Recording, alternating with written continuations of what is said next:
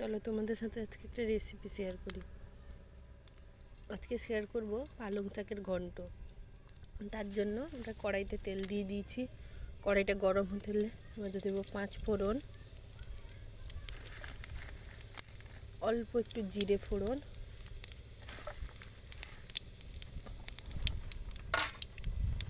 হালকা করে একটু নেড়ে নেব।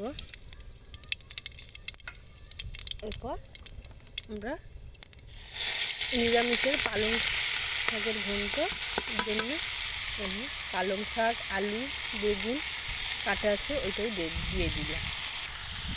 ভালো করে এটা নেড়ে নেবে।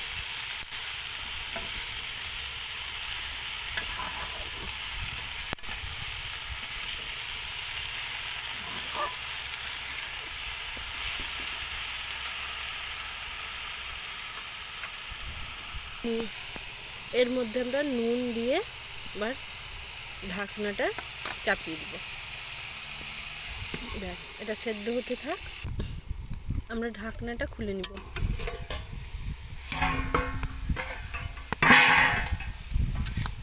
এবার নেড়ে ভালো করে নেড়ে নেব।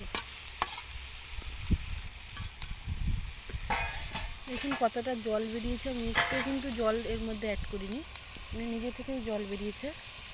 এর মধ্যে আমরা দিয়ে দেবো হলুদ গুঁড়ো। এর মধ্যে দেব 1 চামচের মতো, 1 চামচ আর 1/2 চামচের মতো হলুদ গুঁড়ো। এই যে জলটা বেরিয়েছে, এই জলটা টেনে নেবে। হলুদ গুঁড়ো দিয়ে দিলে জল টেনে নেবে। হালকাভাবে আলতোভাবে প্রেস করে দিচ্ছি।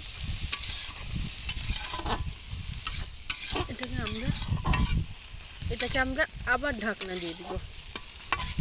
দেখে নিই আলুগুলো, আর একটু আলুটা 60% মতো হয়েছে, আরও 40% হবে, তাই আমরা আলুটা ঢাকা দিয়ে দিলাম। হতে থাক, আমরা আবার ঢাকনাটা খুলে দেখে নেব। জল বেরিয়েছে, ওই জলটাই আর যেতে হবে না। এই যে আলুগুলো প্রেস করতে কেটে যাচ্ছে, আর ওর মধ্যে দিতে হবে না জল। এভাবে ঢাকনা দিয়ে দিয়ে একটু রান্না করে নেব, আর একটু 5 মিনিটের মতো।